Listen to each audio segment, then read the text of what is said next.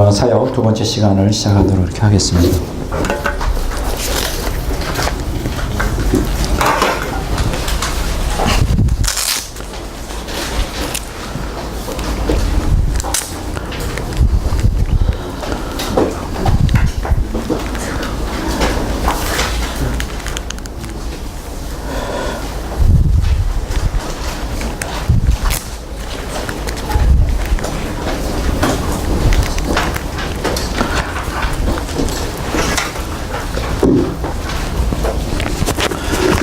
2013년 11월 21일 연권사역 이제 지금 요한계시록 15장에서 22장까지의 구조 분석 네 번째 시간을 갖겠습니다. 오늘 마침내 종말론을 시작한 지 이제 108번째 강의가 되죠. 엄청난 것입니다.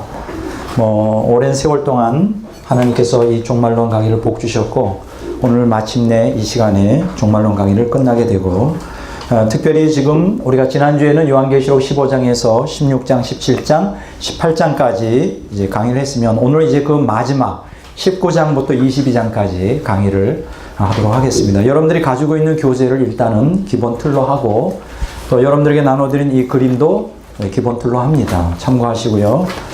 이 시간에 이제 강의를 시작하도록 하겠습니다. 오늘 여기 제목은 그 예수 그리스도의 지상 재림과 현 세상 종말의 환상이라고 하는 제목. 어딘지 아시죠? 교재를 갖고 있는 분들은 몇 쪽인지 아실 겁니다. 혹시 갖고 있는 분 있나요? 무거워서 안 가져오실 수 있는데 예수 그리스도의 지상 재림과 현 세상 종말의 환상입니다. 몇 쪽인지 아세요? 이것은 요한계시록 19장 1절에서 20장 15절까지 됩니다. 자, 우리가 그동안 요한계시록 4장에서 18장까지는 이제 하나님이 인류 역사를 마감하는 과정에서 의인과 악인을 어떻게 구별하는가, 또 그 구별하기 위해서 대환란의 내용이 필요하다는 걸 말씀드렸고요. 이제 마지막 요한계시록 19장과 20장은 하나님의 구속 경륜이 완성되어 인류 역사가 종결될 때까지 그 과정 중에 최종적 사건들의 발생에 대하여 이제 언급하고 있습니다. 자, 그러면 요한계시록 19장 1절에서 21절을 이제 우리가 두 가지로 구분할 수 있어요. 19장 1절에서 10절은 구속 경륜 완성의 서곡이고요. 그 다음에 11절에서 21절은 예수 그리스도의 재림과 최후의 결전을 얘기하고 또 요한계시록 20장 1절에서 10절은 천년왕국과 최후의 심판을 다루고 있습니다. 자, 일단 먼저 19장부터 20장 15절 19장 20장을 먼저 이렇게 분석해 보도록 이렇게 하겠습니다. 먼저 19장 1절에서 10절은 구속 경륜 완성의 소곡에 대해서 다루고 있어요. 여러분들이 강의를 들으면서 성경을 좀 펴놓으시기 바랍니다. 요한계시록 19장 이렇게 보시기 바랍니다. 19장. 근데 이제 여러분들이 요한계시록 19장 11절부터 보면 예수님이 지상 재림이 19장 11절에 나오잖아요. 그렇죠? 예수님의 지상 재림이 19절부터 나온단 말이죠. 제가 하도 이게 강의하다가 준비할 게 많다 보니까 자꾸 잊어버려요. 이걸 안경을 갈아 끼워야 되는 거. 그래서 제가 까먹었습니다. 그래서 자, 요한계시록 19장 11절에 보면 여기 보면 하늘이 열리고 백마를 탄 자 예수 그리스도가 이제 강림 재림하시는 내용이 나오는데 왜 그러면 19장 1절부터 그 재림을 얘기하지 않고 1절부터 10절까지 왜 서곡을 말해주는 것일까? 근데 사실은 예수님의 그 지상 재림이 19장 11절부터 시작되는데 요 19장 11절은 어디하고 연결되느냐 하면 16장 나오는 16장 17절부터 보면 일곱째 천사가 대접 재앙을 쏟을 때에 이제 대파국이 일어나잖아요. 그 대파국과 더불어 예수님이 지상 재림한단 말이죠. 그러니까 16장 17절에서 시작되는 일곱째 대접 재앙은 어디하고 연결될 수 있어요? 요한계시록 19장 11절하고 연결되어 있어요. 이렇게 여러분들이 이해하시면 됩니다. 그리고 17장 18장은 큰 음녀의 비밀이라고 해서 요거는 이제 타락한 기독교 혼합주의의 종말에 대하여 얘기를 하고 있잖아요. 자, 그러면 여기서 중요한 것은 뭐냐? 19장 1절에서 10절은 구속경륜 완성에, 예수님이 지상재림하기 전에 어떤 소곡, 뭔가 우리에게 예수님이 지상재림과 더불어 우리에게 하시고 싶은 얘기가 있어요. 그게 뭘까? 그러면 19장 1절에서 10절을 또 두 구분할 수 있어요. 첫째는 1절에서 5절까지는 하나님의 심판이 공의로운 이유에 대해서 설명해 주고 있습니다. 하나님께서요, 여러분들이 아주 기억하셔야 될 것은 왜 혼합주의가 위험한가 하는 거예요. 예, 우리가 기독교 복음과 타종교를 혼합하고, 기독교 복음과 인본주의를 혼합하고, 기독교 복음과 세속주의를 혼합하는 그것이 왜 위험한가? 이 혼합주의라고 하는 것은 이 하나님을 대적하는 마귀에 속해 있는 것과 결합하는 거거든요. 우리 오늘날 기독교인들은 잘 모르는 분들이 많아요. 왜냐하면 영적 분별력이 흐리고, 그 다음에 신자와 불신자 사이에 그 전혀 다른 운명의 길을 가야 한다는 그 개념을 잘 이해 못하는 분들이 너무나 많아요.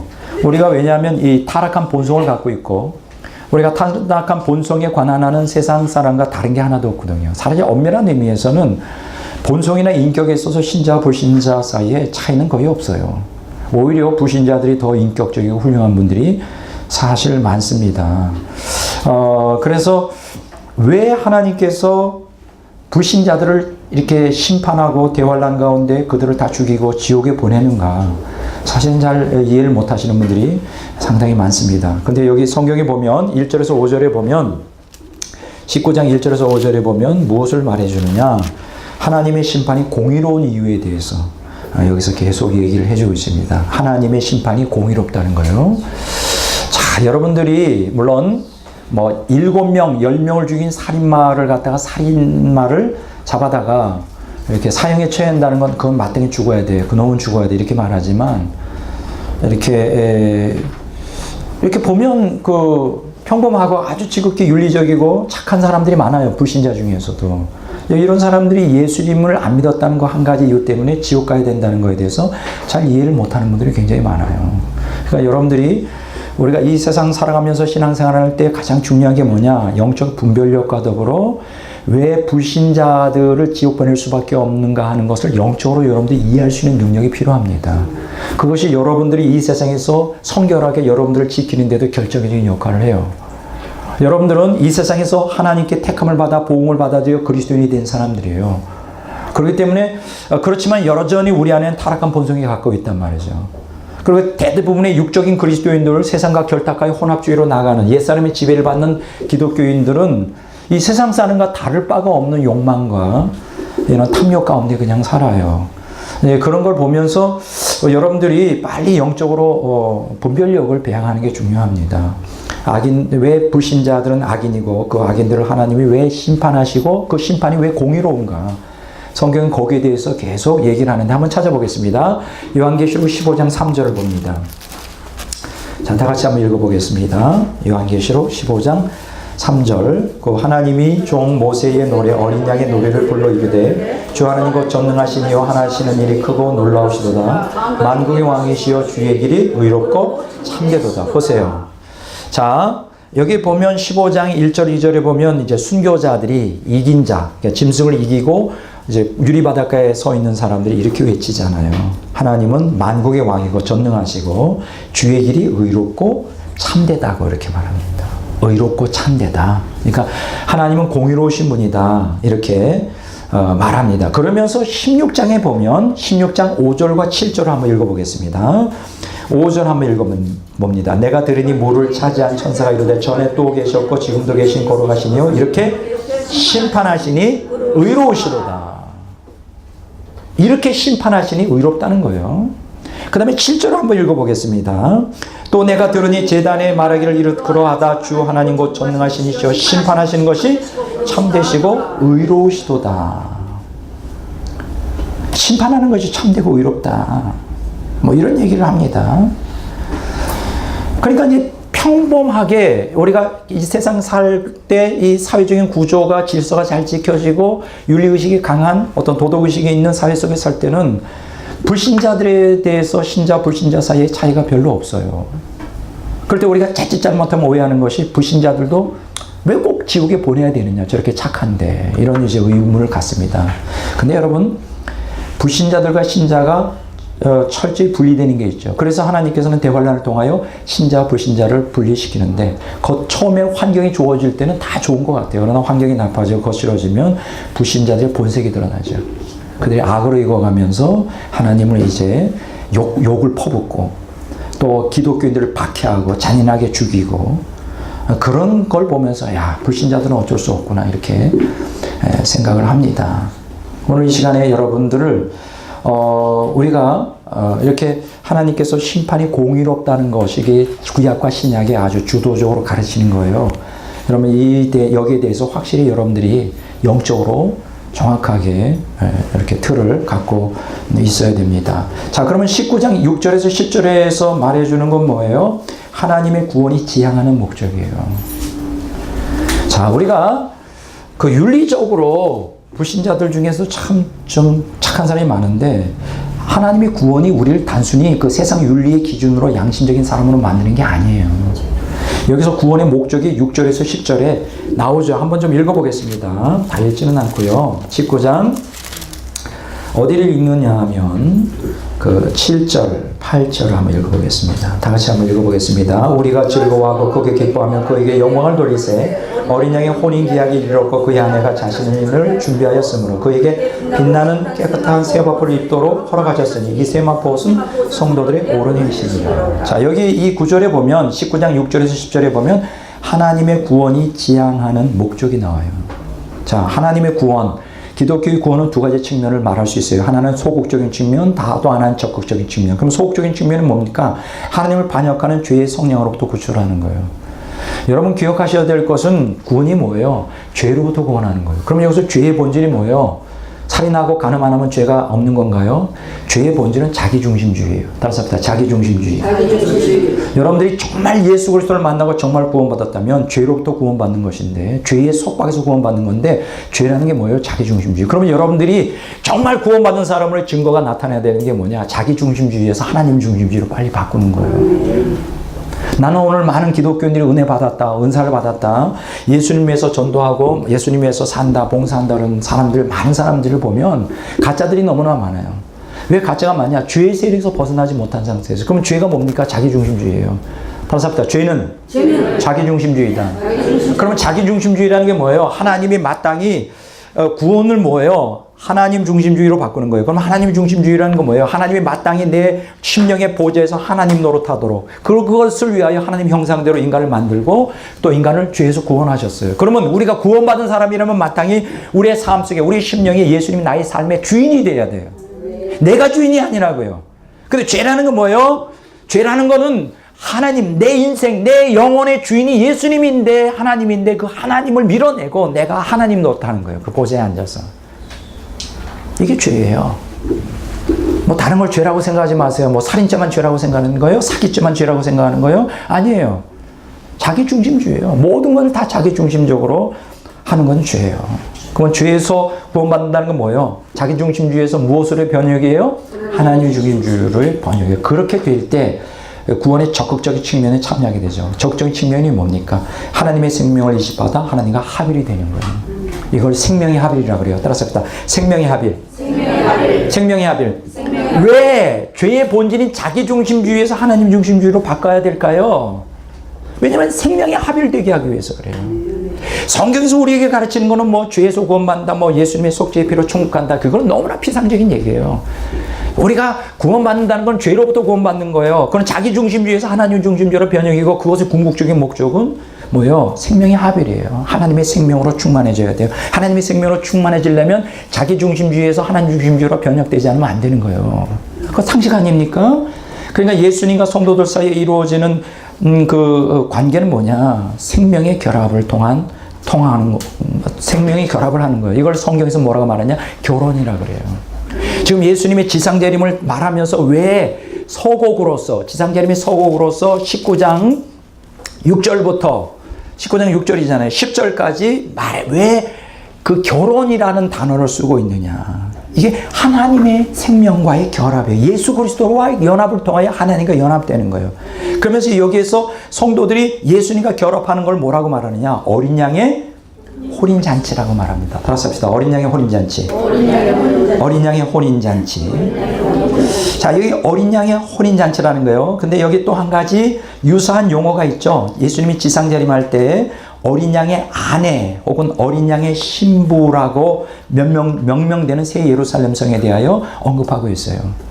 그러니까 예수님이 지상 재림하는 것은 구속사가 완성되는 것이고 새 예루살렘 성이 예수님이 지상 재림과 또 천년 왕국을 거치면서 이 땅에 이루어지는데 그 새 예루살렘 성에 들어간다 혹은 새 예루살렘 성을 우리가 허락한다는 건 뭐예요? 어린 양의 아내, 어린 양의 그 신부라고 하는 것을 이제 우리에게 말해주고는 거예요. 자, 여기 보면 어린 양의 혼인 잔치에 대한 얘기 나오죠. 자, 한번 7절을 읽었죠. 어린 양의 혼인 계약을 이뤘고 그의 아내가 자신이 준비되었다. 오늘 세대주의 신학자들이 잘못 착각하는 것은 예수님과 추고되어 가지고 혼인잔치가 그리스도와 혼인잔치가 7년 대환란 중간, 그러니까 예수님 추고돼서 7년 대환란 시작돼서 7년 대환란 끝날 때까지 공중에서 이루어진다는 거예요. 이거는 정말 잘못된 거예요. 여기 보면 여러분들이 요한계시록 19장 7절 8절에 보면 어린 양의 혼인에 대한 얘기가 나오잖아요. 이게 어디에 나와요?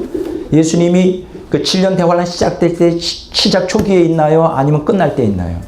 끝날 때 있는 거예요. 예수님이 지상 재림할 때 그게 바로 어린 양의 혼인잔치에 참여하는 것이고 또 어린 양의 혼인잔치를 참여하는 게 예수님의 지상 재림 때에 있어요. 그리고 혼인잔치는 언제냐? 어떤 신학자는 천년 왕국이 다 혼인잔치라 그러고 또 결혼생활 어린 양의 신부로서 아내로서 영원히 사는 것이 바로 영원한 천국이라는 거예요. 그것이 바로 새 예루살렘 성이죠.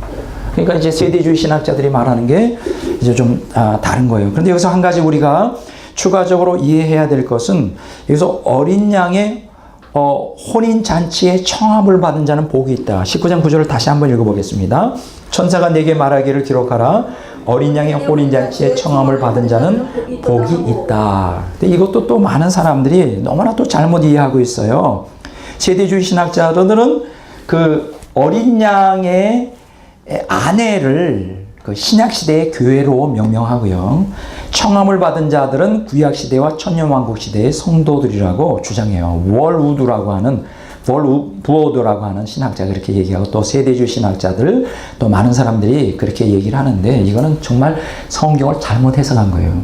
헬라어 원어 또 이러한 문맥상에 보면 어린 양의 아내 혹은 어린 양의 신부와 어린 양의 혼인잔치에 청함을 받은 자가 동의어예요. 그러니까 다른 말로 말하면 어린 양의 아내와 어린 양의 청함을 받은 자들은 들러리가 아니라 부케를 들고 다니는 들러리가 아니라 뭐라고요? 동의어라고요. 동의어. 그러니까 혼인잔치에 청함을 받은 자는 하객이 아니라고요. 이걸 그렇게 해석하면 안 되는 거예요. 여러분들이 사전이나 주석을 보면 다 그렇게 나와 있어요. 그러니까 그런 것도 공부 안 하고 그냥 우리 이 한글 성경의 문화에 입각해서 혼인잔치 청함을 받은 자는 신부가 아니잖아요. 신랑이나 신부가 아니잖아요. 그러니까 이렇게 하객이잖아요. 이 하객이 아니라고요. 원어에 보면. 그러니까 여기서 어린 양의 혼인잔치에 청함을 받았다는 건 어린 양의 아내를 의미하는 거예요. 이해가 되시죠? 네. 그렇게 이러한 정말 가장 기본적인 이러한 실수는 저질러서는 안 됩니다. 자, 그런데 여기서 보세요. 어린 양의 혼인잔치. 그래서 어린 양의 신부, 어린 양의 아내, 이게 새 예루살렘인데 결국은 성도를 지칭하는 말이고 이것은 소극적인 측면에서 죄로부터의 구별, 자기중심주의에서 하나님 중심주의의 변형, 그리고 궁극적으로는 그것은 하나님의 생명에 합일되는 하나님과 생명으로 결합하는 것을 결혼이라고 표현하고 있는데 문제는 뭐냐? 그게 어떻게 드러나야 되느냐? 그걸 어떻게 하느냐? 여기 보세요. 자, 그러면 신부가 입어야 될 게 뭐예요? 빛나고 깨끗한 8절을 한번 다 같이 읽어보겠습니다. 그에게 빛나고 깨끗한 세마포를 입도록 허락하셨으니 이 세마포는 성도들의 옳은 행실이니라. 자, 우리 신부들이 그 면사포를 입잖아요. 지금 면사포를 얘기하는 거예요. 결혼식 날 꼭 면사포를 씁니다. 그럼 면사포는 여기서 뭐예요? 이 세마포, 면사포는 뭐라고요? 성도들의 옳은 행실이에요. 여러분 이런 거 봤습니까? 신부가 있는데 아주 더러워. 결혼식 날 목욕도 안 해. 냄새가 풀풀 나. 신랑은 너무 멋있어. 예수님이니까 멋있죠. 죄가 하나도 없어. 아주 깨끗해. 막 향기가 나. 그런데 신부가 너무 냄새나고 얼굴도 안 되고 막 헝클어져 있고 완전히 그것도 술에 막 취해가지고 술에 이게 혼합주의 완전히 세상의 술에 취해가지고 돼 있어요. 이게 신부예요? 여기서 뭐라고 그랬어요? 신부는 면사포를 썼는데 깨끗한 세마포를 썼는데 그게 뭐라고요? 세마포는 성도들의 옳은 행실이라 그랬어요. 이게 뭔지 아세요? 성도들은 거룩을 추구해야 돼요. 예수님이 우리를 죄에서 구원하시고 죄에서 구출됐다는 건 뭐예요? 자기중심주의에서 하나님주의로, 그리고 생명의 합일이 된다는 건 뭐예요? 그것은 뭐로 드러나야 돼요? 옳은 행실로 드러나야 돼요. 여러분, 종교개혁자들은 구원의 핵심을 칭의에 두었어요. 근데 웨슬리는 구원의 핵심을 성화 혹은 성결로 두었어요. 이게 맞는 얘기예요. 여러분, 구원의 핵심은 성화입니다. 거룩입니다. 거룩이 없는 구원이 있을 수가 없어요. 우리가 구원받았다 하면서 여전히 옳은 행실이 아니라 더러운 행실, 세상과 타협하고 옛사람의 욕망대로 산다. 그거는 기독교인이 아니에요. 성경이 분명히 얘기합니다. 존 웨슬리는 이런 얘기했어요. 회개는 구원의 현관이고, 다시 한번 회개는 구원의 현관이고, 믿음은 구원의 문이고, 성결은 구원 자체다. 지금 문제예요. 자, 어느 집에 들어가려고 그래. 그런데 문을 통과해야 되죠. 현관이에요. 그건 뭐예요? 회개. 회개 없이는 절대 그 집에 들어갈 수 없어요. 그럼 문은 뭘까요? 구원의 문은. 그 믿음이에요. 그 칭이라고 말해요. 근데 문을 통하여 어디로 들어가야 돼요? 궁극적으로. 집 안으로 들어가야 돼요. 그 문에 있어도 안 돼요. 현관에 있어도 안 돼요. 구원의 문만 있어도 안 돼요. 구원 자체로 들어가야 돼요. 집으로 들어가야 돼요. 그 집은 뭐예요? 그런 성화예요. 성결이에요. 구원 자체예요. 그러니까 다른 말로 말하면 성결, 성화를 전제로 하지 않는 칭의, 그거는 가짜예요. 그건 구원이 아니에요. 원래 여러분들이 분명히 여러분 생각하세요. 여기 보면 우리가 신랑 되시는 예수 그리스도의 아내로서, 신부로서 준비해야 될 게 신세마포 옷이에요. 그건 성도들의 옳은 행실이에요. 옳은 행실로서 여러분들이 드러나지 않는다면 그건 아주 심각한 거예요. 원래 많은 기독교인들이 잘못된 신앙 가운데 있어요. 그냥 예수 믿으면 천국 간다. 그냥 우리가 은혜로 믿음으로 구원받으니까 행함이 필요 없다는 거예요. 뭐 거룩이네, 이거는 그냥 옵션이다. 이거는 막 수도사들이나 아주 경건하게 사는 목자들이나 관계되는 것이, 나같이 평신도리들이나 그런 관계 없다, 이렇게 얘기를 해요. 오늘날 많은 기독교인들이 지금 내가 굉장히 영이 슬픈 건 뭐냐, 예수를 믿은 지 수십 년 되고 또 은혜를 받았다, 은사를 받았다 하는 많은 기독교인들이 귀신의 영향력 안에서 지배해서 벗어나지 못하고 있어요. 그냥 귀신의 지배에서 벗어나지 못하고, 악령의 지배에서 벗어나지 못하고, 그냥 끌려다니고 옛사람의 욕망대로, 그냥 나오는 대로, 튀어나오는 대로 삶과 행동을 하고 있어요. 예수 믿는다면서. 여전히 죄의 지배를 받고 있어요. 탐욕이라고 하는 우상숭배라고 있고, 그 이 탐욕이 바로 자기 안에 있는 부패한 욕망인 정욕에 따라 그냥 살고 있어요. 그러면서 예수 믿는데, 그러니까 그 마음에 평안이 없지. 악인들에게는 절대 평안이 없어요. 여러분들 평안이 있나 없나 보세요. 여러분들이 안에 평안이 없다면 그게 문제가 있어요. 물론 하나님께서 아주 혹독한 불의 연단을 할 때는 어떤 때는 평안을 잠시 뺏어갈 수도 있어요. 근데 예수 믿는 지 10년 동안 계속 평안이 없었다. 이건 문제야 돼요. 그렇게 할 수는 없어요. 성경에서 우리에게 약속하는 건 뭔지 알아요? 은혜와 평강이에요. 바울사도의 서신을 보십시오. 제일 먼저 은혜와 평강이 있을지어다. 은혜와 평강이 있을지어다. 예수 그리스도를 통하여. 평강이 없다. 그건 뭐예요? 죄 가운데 있다는 거예요. 죄의 지배받고 있다는 거예요. 그것은 악령의 귀신의 지배를 받고 있다는 거예요. 성령을 따라간다면 그 성령의 은사를 따라가는 게 아니에요.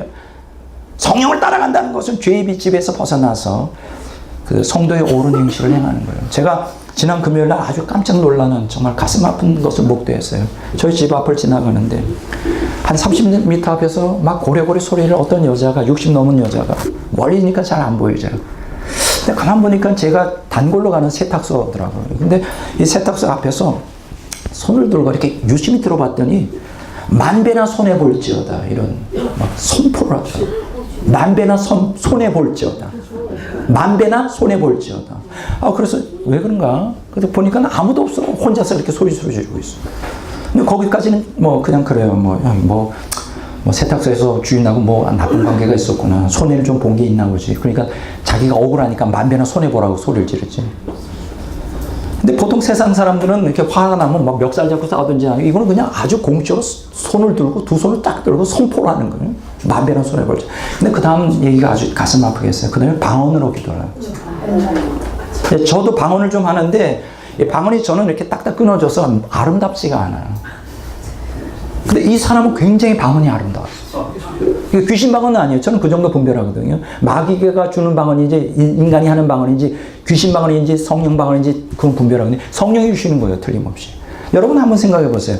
그 사람 분명히 기독교인이에요. 방언으로 하는 거예요. 방언으로 막 샤라샤라가 간다라 한 다음에 그다음에 만배나 또 손해 볼 자도 이러는 거예요. 반복해서. 제가 좀 비슷한 거예요. 충격을 먹었어요. 그러면 기독교인인데 또 방언 정도 그렇게 유창하게 할 정도면 기도도 많이 하는 사람이고 내가 생각할 때 교회 주축적인 역할을 하는 사람 같은데 자기에게 좀 손해본다 그래서 거기다 저주를 퍼부으면 어떻게 해요? 그럼 방언을 하지 말지. 나는 기독교인이 말하지 말든지. 그걸 자랑이라고 방언을 뭐냐면 이 사람은 그렇게 생각한 거예요. 자기가 선포하면 저주를 받을 거다 생각하는 거예요. 아니 하나님이 은혜와 은사를 줄 때 저주를 하라고 줬어요? 성도의 유익을 위하여 교회를 세우고 그 방언의 유익을 위해서 준 거지 자기 저주하라고 그 능력을 보여줬느냐고. 그래서 30m 앞인데 나갈까 말까 너무 여자가 그냥 막 살벌하게 하니까 내가 또 소심하잖아. 그래서 어떻게 할까 판단하고 있는 나가야 돼. 내가 목사요. 아니 어떻게 기독교인이 그럴 수 있어. 내가 얘기하려고 그러는데 예식이 다 끝났나 봐. 그래서 그렇게 하더니 이제 그 앞에 또 남자가 쪼르르 나오더라고. 근데 남자가 남편이에요. 근데 아주 차가 비싼 차였어요. 그러니까 아주 부자인 것 같아. 그러니까 부자에다가 예수를 믿는데 방언까지 해. 근데 자기 마음에 수틀린다고 만배나 손해 볼 자도 외치면서 방언까지 해. 아주 마음이 복잡했습니다. 그런데 금방 가더라고. 그래서 제가 집에 와서 너무 슬퍼가지고 하나님 그 사람 대신 내가 회개했어요.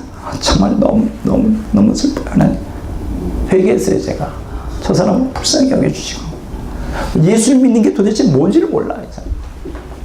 옳은 행실이 없어. 그냥 방언하고 은사 나타나고 능력 나타나면 자기 천국 간다고 해서 지 멋대로 욕망대로 해. 지옥 갑니다. 잘못하면 회개하지 않으면. 성경에서 여러 군데서 경고하고 있어요. 예수 믿는 사람들 옳은 행실을 살라고. 불의 가운데 행하고 악 가운데 거하면 지옥 갈 수 있다고 기독교인이라 할지라도 성경이 여러 군데 경고하고 있는데 그걸 안 듣나 봐. 아마 목사님은 그런 설교 안 하는지는 모르지. 그 사람이 아마 돈도 많고 그러니까 목사가 아마 비유 맞추느라 그런 얘기도 안 하는지도 몰라. 내 마음이 그냥 막 찢어져. 물론 다 그렇지는 않겠지만 이게 오늘 기독교인들의 현실이 아닌가 이런 생각을 갖습니다. 저는 옳은 행실을 보여야 되는 거 아니에요? 빗된 행실을 보여야 되는 거 아니에요? 그냥 우리는 자기 중심에서 다 남 탓해. 다 자기 죄를 보지를 못해. 다 보지. 우리 회개해야 돼요. 우리 용건이라고 다른 게 없어요. 물론 다 그렇다는 게 아니지만 우리 자기 중심이 빨리 벗어나야 돼. 하나님 중심이 어떻게 하면 하나님께 기쁨이 될까? 그걸 생각해야 되는 거 아니에요? 하나님께 기쁨이 돼야 되잖아요. 하나님께 기쁨이 되는 건 한 가지밖에 없어요. 옳은 행실로 드러내야 돼요. 어두운 면만 얘기하면 안 좋으니까 밝은 면도 좀 얘기를 하겠습니다. 이번에 좀 이런 어떤 그 좋은 일이 있었어요. 제가 이제 저는 그래요. 지금 제 사역을 제가 말씀드리고 여러분들에게 기도를 요청하는데 저는 제 인생의 4단계로 지금 구분하겠습니다. 첫째 단계는 제가 고등학교 2학년 때 제가 회심한 사건이에요. 3월 21일 날 회심해서 성령을 강하게 받고 중생이 체험을 했어요. 그런데도 여전히 죄 가운데 거했어요. 그러다가 제가 지금으로부터 20년 전에 1995년도에 미국에서 유학 갔다가 오면서 6개월 동안 기도하는 가운데 이제 하나님께서 말씀의 문을 열어주시기 시작했어요. 그때부터 20년 동안 10년 동안은 이 작업, 여러분들 공부하고 있는 이 자료들을 10년 동안 작업을 해서 완성했고 완전한 완성은 아니죠. 그리고 이제 지금 7년, 8년째 지금 연구원 사역하면서 더 깊이 하나님이 말씀을 열어주고 있어요. 나는 내가 큰 사역자로 성공하고 또 신학교 아주 좋은 신학대학에서 교수로 있는 것보다 저는 연구원 사역하는 게 보람이 있어요. 왜냐하면 말씀을 너무 열어주셨어요. 많이 열어주셨어요. 물론 그냥 열어준 게 아닙니다. 나 자신을 포기하고 결단하고 주님을 위하여 포기할 때마다 영을 열어주셔서 말씀을 깨달아 주시고 나는 너무나 감사해요. 너무나 감사해요. 다 진리를 부분적으로 얘기하자면 이렇게 종합적으로 얘기하는 사람 많지 않단 말이에요. 그냥 내가 잘났다는 게 아니에요. 하나님이 그렇게 열어주셔서 난 감사해요. 만약 내가 이 진리를 깨닫지 못했다면 지금 나는 계속 방황했을 거예요. 뭐가 옳은지 그른지 분별을 못하니까. 지금도 계속 방황해 있을 거예요. 근데 난 너무 감사해요. 분별을 다 해요. 이렇게 분별하고 옳고 그른 걸 다 분별할 수 있어요. 두 번째로는 말씀을 열어주셨어요. 근데 세 번째 라운드가 있었어요. 말씀을 열어주셨는데 제가 옛사람의 집에서 벗어나지를 못했어요. 오랜 세월 동안. 거의 오랜 세월 동안이라면 한 20년간 벗어나지 못했어요. 여전히 죄 가운데 있었어요. 근데 벗어나고 싶었어요. 근데 벗어날 수가 없었어요. 그런데 제가 지금으로부터 약 6년, 5년, 6년 전에 제가 어떤 계기가 있었어요. 제가 몸이 많이 아파가지고 과로해서 쓰러졌어요. 그러니까 수안보에 있는 거기 어떤 수련원에 제가 잘 아는 목사님, 그 교회에서 한 7년 대회를 인도했기 때문에 잘 알기 때문에 그분도 암에 걸려가지고 다 잘라내고 이제 남편과 함께 조그만 수련을 했어요. 거긴 아무도 없어요. 여름에 뭐 몇 팀 정도 와서 수련하는 거 말고는 겨울에 아주 한데 제가 겨울에 내려가서 거기에서 기도를 했어요. 6개월 동안. 수안보 꽃대에. 아무도 없어요. 나중에 바로 거기 산속이기 때문에 거기서 기도하면서 낮에는 산속에 들어가서 기도하고 다 새소리, 물소리, 방에 들어와서 아무도 없어요. 하루 종일 성경 연구가. 그때 제가 이 성경을 갖다가 처음부터 끝까지 다 이렇게 색칠을 하고 다시 한번 새롭게 이해하게 됐어요. 제가 읽는 가운데 아주 그 하나님 말씀을 통하여 아주 깊이 제가 이제 깨닫는 그런 것들이 있었어요. 그때 그건 조금 이따 제가 얘기하겠고요. 그래서 이때 죄에서 옛사람에서 새사람으로 돌아가는 죄를 이기고 극복하고 승리하는 그런 과정으로 이제 넘어오기 시작했어요. 제가 죄하고 투쟁하면서. 그게 지금부터 약 5년, 6년 전이에요. 죄로부터 벗어나기 시작하는. 그렇다고 죄가 없다는 게 아니에요. 죄의 지배를 받지 않는다는 거죠. 죄가 나를 지배하는 게 아니라 죄에 끌려가지 않는다는 거예요. 지금도 죄를 원하면 범할 수 있지만 범하려고 하지 않으면 안 범할 수 있다는 거죠. 물론 완벽한 건 아니에요. 오해하지 마세요. 죄가 없다는 게 아니에요. 죄의 지배를 받지 않는다. 죄에 끌려다니지 않는다. 그 사건을 제가 그때 그 죄에서 뭐 해방이 아니라 죄에서 벗어나는 나는 경험을 하고 지금까지 몇 년이 흘러가고 있습니다. 점점 저는 죄에서 벗어나고 있어요. 성화를 향해 가고 있다. 지금 마지막 4번째 라운드에 제가 접어들고 있습니다. 지금 한 달 전부터 제가 뭐 하느냐. 하나님께서 말씀을 깨닫게 해주시고 죄의 세력에서 점점 벗어나 제가 중생을 하고 했지만 이거 가지고 조금 부족하다는 거예요. 뭐가 필요하냐? 능력이 나타나야 돼요. 지금 제가 여기서 말하는 능력은 은사적인 능력만이 아닙니다. 말씀이 들어갈 때 이 말씀을 아무리 외쳐도 듣질 않아. 많은 사람들이. 들어도 그냥 그때 잊어버려. 부서져야 되는데 말씀이 칼이 되고 불이 돼서 그 사람들이 꼬꾸라져야 되는데 안 돼. 그래서 한 가지밖에 없어요. 하나님의 능력 아니면. 그럼 능력 하려면 뭐냐? 기도밖에 없어. 요새 제가 힘쓰는 게 한 가지 있어요. 뭐냐면 기도. 기도 열심히 하려고 발버둥 쳐요. 다른 방법이 없어. 제가 전하는 말씀은 진리지만은 귀로만 듣지 삶이 변화가 안 되면 그 아무 의미가 없는 거예요. 그 한 가지밖에 없구나. 하나님의 역사에서 하나님이 인자하셔서 능력으로 듣는 말씀 들을 때 회개가 일어나야 되고 변화가 일어나야 되지. 그래서 요새 제가 하는 게 능력이에요. 기도. 앞으로 계속 이러한 기도를 계속 하게 될 것입니다. 근데 제가 한 가지 제가 말씀드리고 싶은 게 있어요. 제가 3번째 라운드에서 죄에서 벗어나게 된 동기가 제가 성경을 읽으면서 아주 그래서 두려운 존유를 갖게 되었어요. 성경을 쭉 읽다 보니까 다시 새롭게 죄에 대해서 각성하는데 너가 거듭나고 예수를 믿더라도 죄 가운데 계속 거하면 너 지옥 갈 수 있다. 그 말씀을 하나님이 하셔요. 나 정말 두려웠습니다. 너가 예수를 믿고 하나님의 긍휼과 은혜와 그것만 가지고 가는 게 아니야. 믿음으로. 죄에서 벗어나야 돼. 그건 죄 가운데 거한다는 정상이 아니야. 너는 죄의 종로로 탄 건 마귀의 종이야. 예수를 믿으면서 너는 마귀의 종이야. 그 마귀의 종은 천국 갈 수 없어. 죄의 종은 천국 갈 수 없어. 이게 성령께서 제가 6개월 동안 거기에서 몸을 보양하면서 거기서 회복하면서 성경 전체에서 말씀을 하나님 통해서 깨닫게 해주신 거예요. 그게 뭔지 알아요? 하나님의 심판이 공의롭다는 거예요. 그 심판이 공의롭다는 건 뭐예요? 행한 대로 갚아주신다는 거예요. 따라서 합시다. 행한 대로 갚아주시는 하나님. 행한 대로 갚아주는 게 2가지예요. 하나는 우리가 의를 행했을 때 그 상급을 주신다는 것과 또 하나는 불의를 행했을 때 심판하신다는 거예요. 이거는 불신자들에게만 적용되는 거 아니에요. 신자들에게도 적용되는 거예요. 제가 시간이 좀 없지만은 빨리 찾아서 할게요. 갈라디아서 6장 7절 8절 보겠습니다.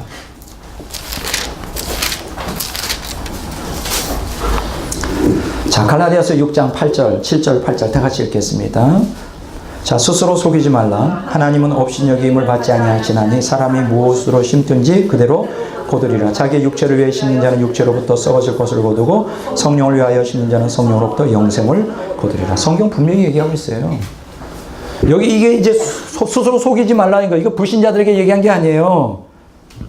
육체를 위해 심는 자가 불신자가 아니에요. 성도들도 육체를 위하여 심는 자는 육체로부터 썩어질 것, 멸망을 거두고 성령을 위하여 심는 자는 성령으로부터 영생을 거둔다는 거예요. 스스로 속이지 말라는 거예요. 기독교인이라고 하지만은 여전히 죄 가운데 산다. 그걸 변명하지 말라는 거예요. 죄를 이기게 하기 위하여, 죄에서 벗어나게 하기 위하여 자기 중심주의에서 하나님 중심주의로 바꾸기 위해서 예수님이 피 흘려 죽었다는 거예요. 근데 오늘 대다수의 기독교인들은 그렇게 믿지는 않아요. 예수님의 속죄의 피를 믿고 그냥 그것만 믿어요. 추상적으로 믿고 죄 가운데 그냥 살아요. 그냥 하나님의 은혜로 구원받으니까, 예수님 피로 구원받으니까 뭐 죄 용서를 믿지 죄 제거를 믿지 않는다는 거예요. 그러니까 그냥 죄 가운데 사는 것은 당연하다고 생각해요. 내가 어떻게 내 힘으로 벗어날 수 있느냐. 성령이 자기 머리를 탁 치든지 성령께서 불이 확 임하면 성령 불 확 임한다고 죄에서 벗어날 것 같아요. 그때뿐이지. 잠깐이에요, 잠깐. 투쟁해야 돼요, 투쟁. 말씀에 순종하고 투쟁해야 되는데 투쟁을 안 해. 그냥 살아. 자기 본성대로 살아. 그런 기독교인들이 태반이에요. 목회자들도 그런 사람들이 태반이에요. 아까 손 들고 그 세탁소를 향해 그 저주를 퍼붓던 그 사람들이 다 욕망대로 살아가는 거지. 성경을 어떻게 배운 거예요? 응? 성경을 어떻게 배웠느냐고. 성경을 어떻게 깨닫고 있느냐고. 마태복음 16장 27절을 보겠어요.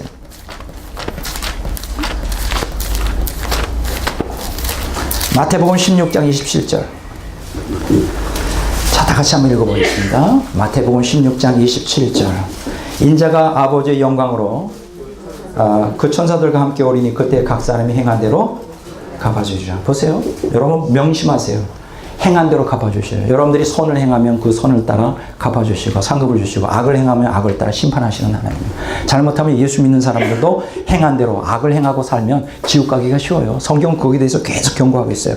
로마서 2장 6절에서 11절 봅니다.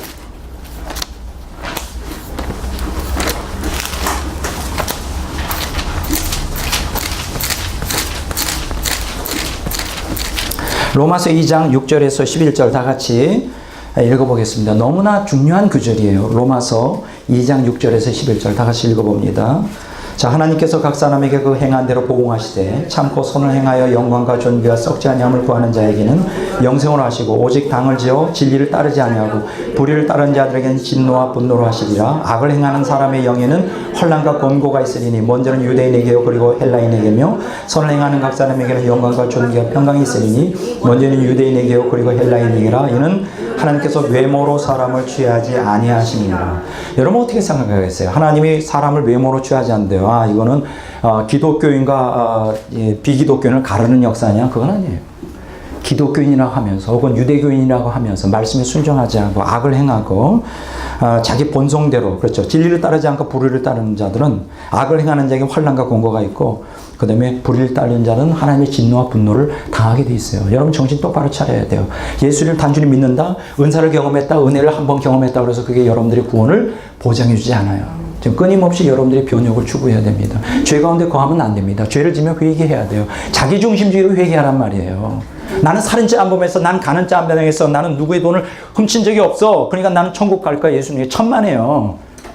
살인을 안 해도 간음을 안 해도 자기 중심주의로 사는 게 죄의 본질이란 말이에요. 자기가 하나님 노릇하는 게 죄의 본질이란 말이에요.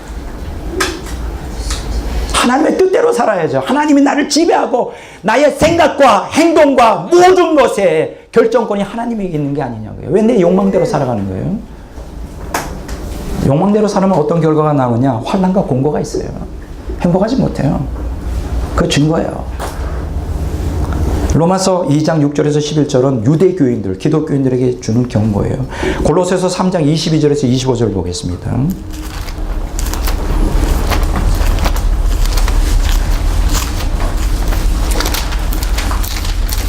골로새서 3장 22절에서 25절.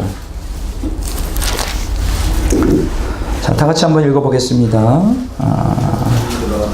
자, 종들아 모든 일에 육신의 상전들에게 순종하되 사람을 기쁘게 하는 자와 같이 눈가림만 하지 말고 오직 주를 두려워하여 성실한 마음으로 하라. 무슨 일을 하든지 마음을 다하여 주께 하듯 하고 사람에게 하듯 하지 말라. 이는 기업의 상을 주께 받을 줄 아나니 너희는 주 그리스도를 섬기느니라. 불의를 행하는 자는 불의의 봉을 받으리니 이는 주는 사람을 외모로 취하지 않습니다. 자, 사람을 외모로 취하지 않는다는 내용이 뭐죠? 불의를 행하는 사람들은 불의의 봉을 어떻게 한다고요? 받아요. 이건 기독교인들에게 적용되는 거예요. 여러분들이 기독교인이라 그러면서 불의 가운데 계속 거한다? 방탕에 내어 맡기는 삶을 산다? 여러분들이 계속 투쟁하지 않고 그냥 방치된 상태, 그냥 본능이 따라가는 대로 살면 어떻게 돼요? 그냥 타락해버리고 말아요. 아까 제가 얘기했죠? 어떤 새 집이 있는데 그걸 5년, 10년 내버려 방치해두면 그게 막 잡초들이 가고 완전히 무너져버리고 말아요. 거기에 별, 들고양이, 들쥐, 더러운 생물들이 거기 들어와서 살아요. 그러니까 우리가 깨끗하게 나 자신을 정결하게 하기 위해서 회개하고 죄에서 돌이키려고 하고 계속 투쟁하고 세상과 짝하지 않도록, 그리고 자기 안에 있는 자기 중심지가 있는 것을 다 봐가지고 빨리 항상 정화하도록 노력하고 기도하고 말씀에 순종하는 삶을 투쟁적으로 살지 않으면 여러분 가만히 있으면 그냥 타락해요, 인간은요. 여러분 여기 분명히 사람을 외모로 취하지 않나요? 그러면 사람을 외모로 취하지 않는 결정적인 게 뭐냐? 불의를 행한 자는 불의의 봉을 받아요. 베드로전서 1장 7절 봅니다. 1장 17절.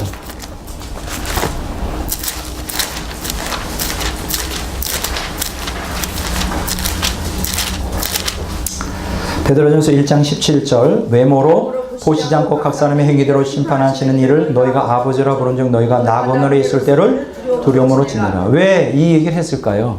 너희가 나그네에 있을 때 두려움으로 지내라. 왜냐하면 각 사람을 행위대로 심판하셔요. 이 얘기는 누구한테 적용돼요? 불신자에게 적용되는 게 아니에요. 신자에게 적용되는 거예요. 그러니까 두려워해야 돼요, 우리가. 각 사람의 행위대로 심판해요. 하나님은 내가 기독교인이라고 봐주지 않아요. 착각하지 마세요. 계속 불의한 가운데 살면 이거는 마귀의 종이 되는 거예요. 우리는 항상 경각심을 가지고 깨어 있어야 돼요. 에스겔서 여러분 보십시오. 제가 세 번째 라운드에서 죄에서 벗어나는 결정적인 동기를 주었던 말씀이에요. 이때 이 말씀에 저는 무릎을 다 꿇었어요. 아, 죄를 지어서는 안 되겠구나. 내가 목숨을 걸고 죄와 투쟁해서 죄에서 벗어나야 되겠다. 그 결심을 하게 된 구절이 있어요. 에스겔서 33장 봅니다.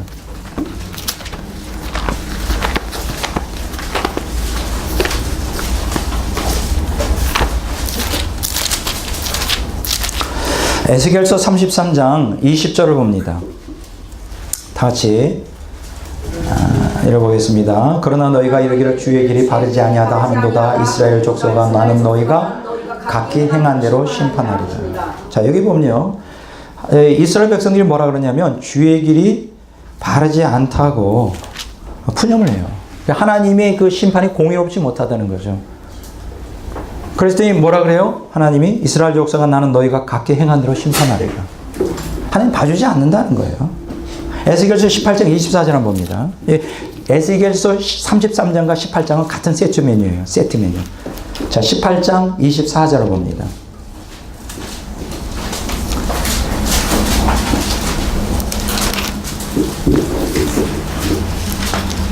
자, 다 같이 한번 읽어보겠습니다. 만일 의인이 돌이켜 그 공의에서 떠나 범죄하고 악인이 행하는 모든 가증한 일대로 행하면 살겠느냐?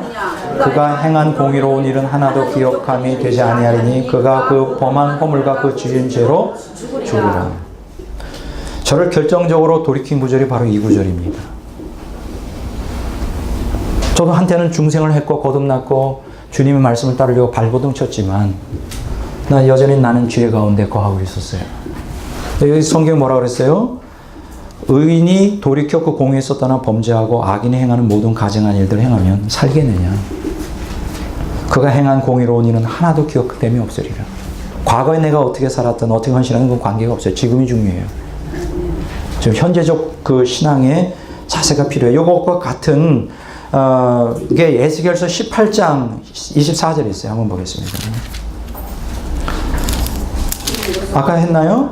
에스겔서 18장 25절에서 29절 18장 25절 한번 볼까요? 25절 했나? 그런데 너희는 이르기를 주의 길이 공평하지 아니하다 하는도다. 여기까지요.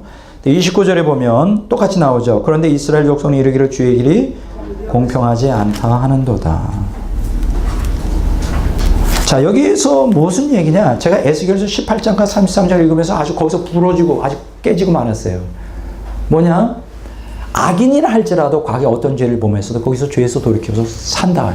생명한다. 그러나 의인이라 할지라도 지금 현재 그와 죄 가운데 거하고 계속 죄와 친하게 되면 그는 지옥 간다. 저는 아주 두려웠어요. 아주 저는 굉장히 두려웠습니다. 하나님이. 아, 이렇게 살면 나도 잘못하다 지옥 가겠구나. 그래서 제가 에스겔서 18장과 33장을 읽으면서 결단을 내렸습니다. 그래서 이제 아직 죄에서 벗어나는 게 쉽지 않지만 목숨을 걸고 난 지옥 가기는 싫으니까. 난 뜨거운 건 싫거든요. 따뜻한 불은 좋지만은 아주 뜨거워 아주 유황불 속에서 나는 내가 체질상이 약한가? 나는 싫어요. 그럼 내가 안 가려면 한 가지밖에 없더라고요. 죄와 투쟁해서 죄에서 벗어나는 길이에요. 그래서 그날부터 제가 하나님께 죄에 투쟁하기로 결심을 했죠. 그리고 그날부터 저는 죄를 증오하고 하나님을 슬퍼하는 모든 죄로부터 벗어나기를 간구하면서 의지를 드리고 하나님의 은혜를 구하고 성령의 능력으로 죄와 투쟁하면서 이제 빛으로 나오기로 결단하고 그때부터 계속 투쟁하면서 지금까지 이르렀습니다. 근데 놀라운 것은 제 결단이 옳았다는 거예요. 그동안 수십 년 신앙생활하고 목사가 되고 목회도 했지만 참 변명했어요. 오늘날 대다수의 많은 신학자들이 우리는 타락한 본성 때문에 죄를 당연히 짓는 거야. 그러니까 하나님의 은혜가 필요하고 성령의 능력이 필요하고 예수님의 피가 필요한 거 아니야? 당연히 죄 짓는 건 우리의 일이야. 용서하는 건 하나님의 일이야. 그러니까 죄 져도 돼. 이게 지금 보편적으로 가르치는데 이건 틀렸어요. 이건 잘못된 신학이에요. 성경 그렇게 가르치고 있잖아요. 죄 가운데 계속 범하면 죄의 종이고 죄의 종은 마귀의 종이에요. 마귀의 종은 죄의 종은 하나님의 아들이 될 수 없어요. 하나님이 계신 천국에 들어갈 수 없어요. 이게 성경이 창세부터 요한계시록까지 가르치는 거죠. 투쟁하라고. 저는 그걸 깨닫고 그 5년 전에 그때 수안보에서 요양을 하면서 그걸 확실히 깨닫고 그때부터 죄와 투쟁하기 시작했습니다. 처음에는 좀 어려웠어요. 그러나 너무나 그 성경에 예수님이 그랬잖아요. 오른팔이 너를 범죄하게 되면 어떻게 하라고? 잘라버리라 그랬어요. 오른발이 너를 범죄케 하는 발을 잘라버리라 그랬어요. 그 결심을 하니까 안 되는 게 없더라고요. 잘랐어요. 정말 진짜 죄와 단칼에 죽으면 죽었지. 죄로 인해서 어떤 내게 유익이 오고 어떤 혜택이 온다 할지라도 나는 그것을 거부하리라. 오직 이제는 좁은 길이라 할지라도 나는 이 빛 가운데로 가리라. 아멘. 결심하고 성령님 의지하고 말씀 붙들고 했는데 진짜 벗어나기 시작하더라고요. 죄에서 벗어나면서 하나님의 말씀이 생명으로 내 안에 들어오니까요. 그 말씀이 죄를 갖다 눌러버리더라고요. 저는 그때 깨달았습니다. 아, 말씀이 능력이다. 근데 말씀이 내 안에 거하려면 어떻게 될까? 회개해야죠. 회개라는 건 죄를 뉘우치는 게 아니에요. 아, 어쩌나 나 잘못된 거 아니에요. 죄를 끊어버리는 거. 단호하게 끊어버리는 거. 어떤 나에게 유익이 온다 할지라도 끊어버리는 거예요. 싹둑 뒤도 돌아보지 않는 거예요. 그렇게 계속 하다 보니까 어떻게 해요? 이제 마귀가 내 안에서 이제 자기 자리를 차지하지 못하는 거예요. 점점. 그러면서 지금은 거룩을 향해 가고 있어요. 그러니까 내가 너무 행복해. 내가 얘기하잖아요. 하나님의 기쁜 평안이 지속적으로 임하고 있다. 하나님 은혜가 지속적으로 임하고 있어요. 너무 행복해. 그리고 나는 내가 너무 좋아. 내가 또 얘기하지만 난 내가 너무 아름다워.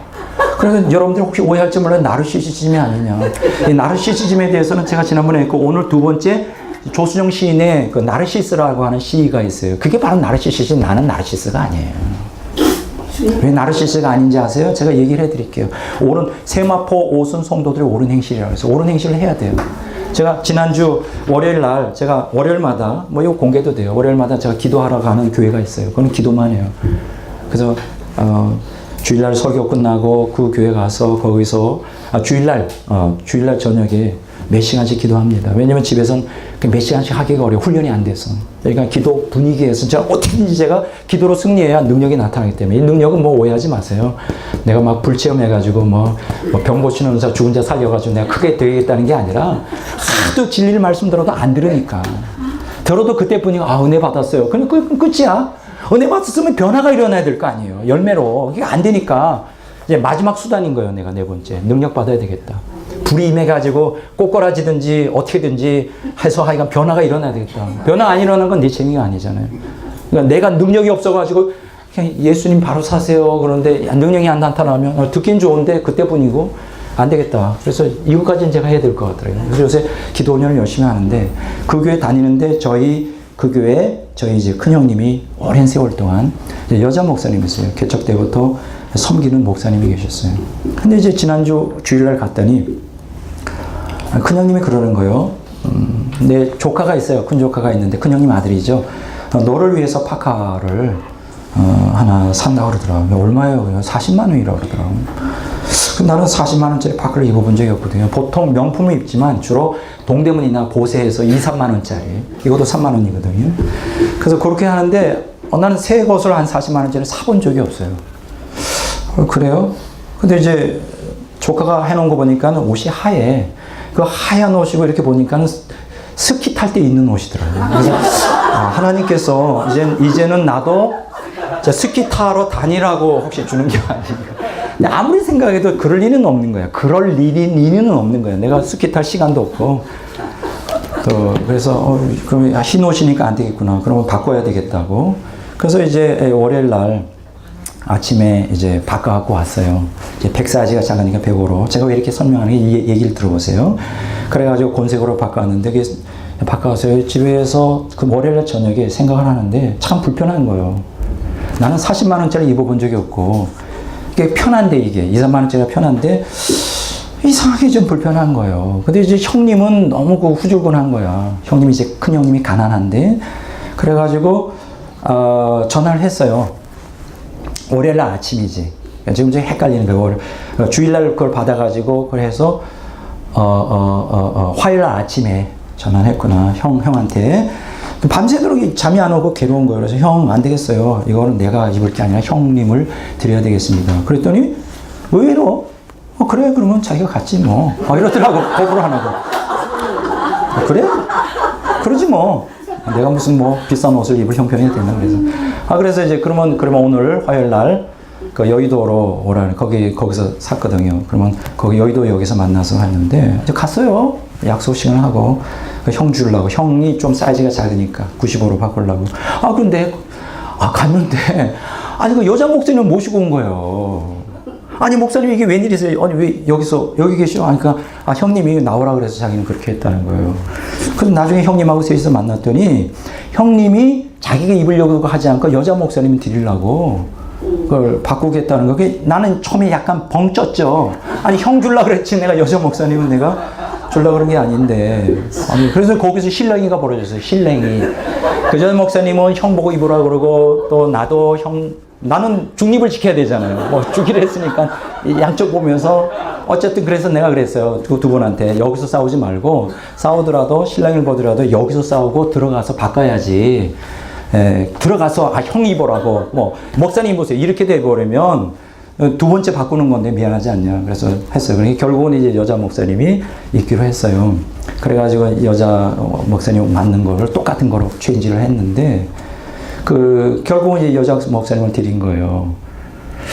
그런데 이제 여자 목사님 무슨 얘기 하냐면 그날 자기가 5만원짜리 교회가 너무 추워가지고 5만원짜리 파카를 사려고 길에 있는데 갑자기 전화가 오더래요. 형한테. 빨리 여의도 그쪽으로 오라고. 그래서 자기도 모르게 그냥 왔다는 거야. 와니까 이제 그런 일이 벌어진 거예요. 그래가지고 결국은 근데 이제 또 놀라운 얘기를 하는 거예요. 그 조카가 나한테, 물론 나를 굉장히 좋아하지만 나한테 처음에 주려고 했던 옷이 아니에요. 원래는 큰형을 주려고 했던 거예요. 근데 큰형이, 그거 백목사 줘. 라고 해서 나한테 온 거예요. 공이. 근데 나는 다시 그건 내가 입을 수 없다. 그래서 큰형을 줬는데 그 공이 어디로 갔느냐? 궁극적으로 여자 목사한테. 우리는 보통 이렇게 놀아요. 그러면서 결국 이제 막 사정해가지고 목사님 거예요. 나는 부담돼서 안 돼. 그래서 결국 그렇게 해서 해피엔딩으로 해서 이제 식당에 가서 손을 잡고 했는데 셋이서 울었죠. 뭐 주님의 임재함 속에서 보세요 한번. 이게 바로 옳은 행실이에요. 나는 형님을 입어야 된다고. 형님은 나를 또 생각해 나한테 주려고 그랬고 나는 또 다시 그거를 형한테 주려고 그랬는데 누구한테 줬어요? 여자 목사님. 여자 목사님 옷이 없으니까 개축교인데. 이게 바로 옳은 행실이에요. 이렇게 해야 돼요, 여러분들이. 야, 내가 40만 이게 웬 떡이야, 나만 이렇게 하면 안 되는 거예요. 민감하게 성령께서 말씀하시는 게 귀를 기울여야 돼요. 내가 가만 생각하면서 바로 이게 그리스도인의 삶이야. 서로 양보하잖아, 서로. 먼저 입으라고. 주님이 기뻐하지 않겠어요? 기뻐요. 다 기뻐하죠. 그렇게 사시라고요. 세마포의 옷은 성도들이 옳은 행실이라고요. 말만 하지 말라고요. 내가 은혜 받았어. 은사 받았어. 그것만 하지 말라고요. 그거는 하나의 우리가 옳은 행실을 위한 하나의 수단에 불과한 거예요. 그거 임했다고 해서 변화가 되는 게 아니란 말이에요. 옳은 행실로 보이란 말이에요. 내가 그걸 이번에 화요일날 경험하면서 야 너무 아름답다. 그래 바로 이거야. 이렇게 살아야 돼 우리가. 서로 양보하고 서로. 어저께도 좀 그런 그 신랑이가 있었죠. 저는 이제 지난번에 얘기했잖아요. 제가 사는 가구에 새 가구가 산다고. 제가 거기에 반장이라고. 전기세 수도세 내가 계산해서 하는데 그거 가지고 또 신랑을 벌인 거예요. 근데 전기세는 각자 메타가 있기 때문에 정확히 나오는데 수도세는 메타가 하나밖에 없어. 그럼 갈라야 돼. 나는 이제 그 앞에 그 깍두기 같이 생긴 사람이 나를 형님이라 그러잖아요. 근데 그 사람하고 이제 계산을 하는데 동생 내가 더 낼게. 그러니까 그 깍두기 동생은 자기가 더 내겠다는 거예요. 수도세를. 자기 할머니 모시고 더 많이 쓰니까. 그러니까 아니야 난 그렇게 생각하지 않아. 나도 이만큼 내야 돼. 나도 물 엄청 쓰거든. 그러니까 내가 더 내. 아니야 형님 먼저 아우 먼저. 그러고 실랭이를 벌였잖아요. 자기가 더 내겠다고. 목사님 더 내겠다고. 나는 더 내겠다고. 그 동생은 자기가 더 내겠다는 거야. 근데 불신자인데. 아름답지 않아요? 그냥 안 내려고 1,000원. 그래봐야 몇천 원 안 돼요. 그 몇천 원 가지고 그 사람의 마음을 사고 그 사람과 그 정말 옳은 행실을 통하여 거기에 주님의 영광이 나타나는 거예요. 그 사람이 얼마나 나를 따르는지 몰라. 내가 더 내겠다고 하니까 계속 항상 나는 나 자신이 손해보는 방향으로 나가거든요. 항상 그 사람이 유익. 그러니까 다 좋아하지. 좀 그렇게 살라고요. 자기 중심주의에서 벗어나란 말이에요. 자기 중심주의에서 벗어나요. 하나님을 어떻게 하면 기쁘게 드릴까? 그걸 생각하시란 말이죠. 자기 중심주의를 회개하십시오. 뭐가 부족한데요? 아직도 뭐가 부족한데요? 은혜가 없어요. 하나님의 예수님의 속죄의 피의 능력이 없어요. 왜 아직도 탐욕을 가지고 있나요? 주님을 기쁘게 드리고 모든 걸 다 주님께 맡기고 그렇게 살아야 되지 않겠나? 옷 얘기하고 실랭이를 2번 했어요. 저는 그래서 계속 형님 먼저 아우 먼저 하다가 실랭이. 그런 실랭이는 얼마든지 해도 좋죠. 네, 그렇게 좀 하십시오. 이게 옳은 행실. 거창하게 생각하지 마세요. 거룩을 거창하게 생각하지 마시오. 평범한 삶 속에 지극히 작은 것 하나에서 주님의 뜻을 구하고 자기를 포기하고 자기를 죽이는 삶. 그러면 그리스도의 영광이 드러나지 않겠어요? 자, 여기 2번째 보면 그리스도의 재림과 최후 결전에 대한 얘기가 나옵니다. 요한계시록 19장 11절에서 21절에 보면 나오는데 요거는 이제 2가지로 구분하죠. 요한계시록 19장 11절 16절에서 보면 예수 그리스도의 지상 재림을 묘사해 주고 있고 요한계시록 19장 17절 21절에 보면 하나님과 마귀의 최후 결전을 다루고 있어요. 그래서 예수 그리스도의 영광스러운 승리와 사탄 및 그 추종자들의 비참한 운명이 선명하게 이제 평행 대국 구조를 통하여 보여주고 있어요. 전자는 예수 그리스도의 후자는 아마게돈 전쟁에 중점을 두고 있죠. 예수님이 지상 재림할 때 이제 아마게돈 전쟁이 일어나잖아요. 네. 그 다음에 19장 11절에서 16절에 보면 19장 11절에서 16절에 보면 예수 그리스도의 지상 재림에 대한 얘기가 나오잖아요. 성경에서 예수 그리스도의 지상 재림은 구속 경륜의 하이라이트죠. 성도들이 가장 중요한 관심사인데 성경에 보면 예수님의 재림에 대해서 계속 얘기를 합니다. 그러면 재림을 준비하는 성도들의 핵심이 뭐여야 돼요? 항상 거룩을 추구해야 돼요. 영과 혼과 몸이 주님 오시는 날까지 항상 거룩을 추구해야 돼요.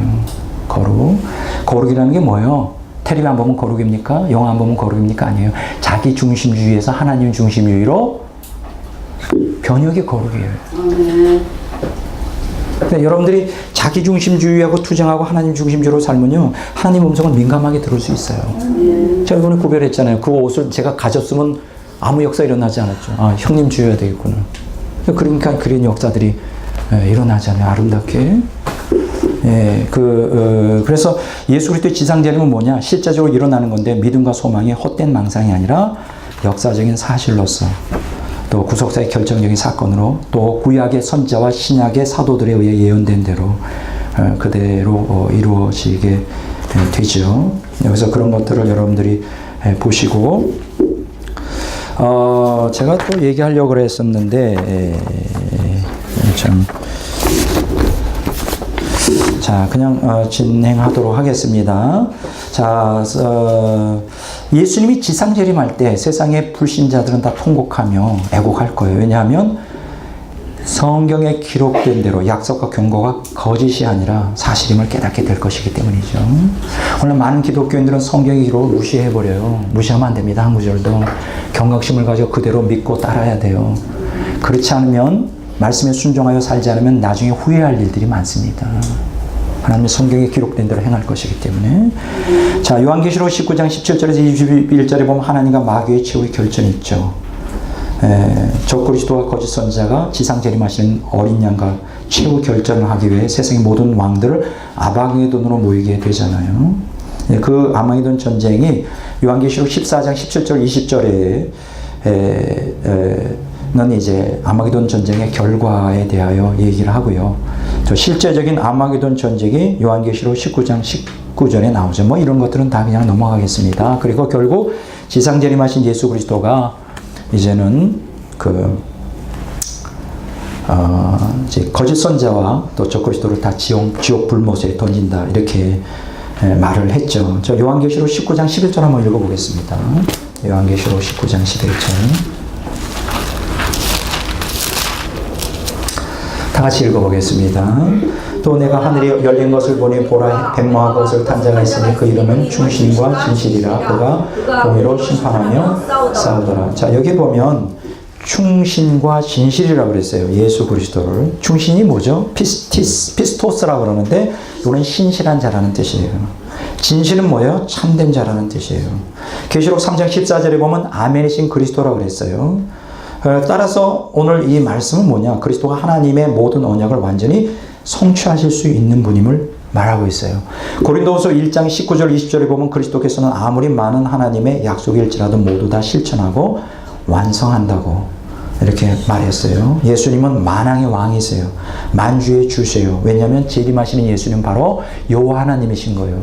만왕의 왕 만주의 주라는 구약 성경의 언급은 여호와 하나님께만 귀속됐던 구절이고요. 스가랴서 15장 5절에 보면 그때 하나님 여호와께서 천사들과 함께 예루살렘 성에 입성한다 그랬죠. 이게 바로 예수님이 지상 재림하시는 예수님에게 적용되죠. 그러니까 여호와의 재림의 책무가 예수님께 전가된 게 아니고 예수님이 여호와신 거예요.